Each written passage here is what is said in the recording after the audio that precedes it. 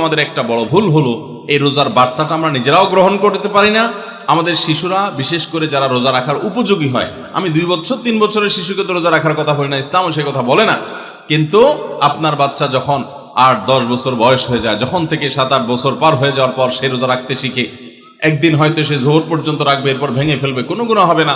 আরেকদিন হয়তো সে আরেক ঘন্টা বেশি রাখবে, আরেকদিন হয়তো আসর পর্যন্ত রেখে ভাঙার মতো অবস্থা তৈরি হবে, প্রয়োজনে ভেঙে ফেলবে, এরপর আস্তে আস্তে সে রোজা রাখা শিখবে।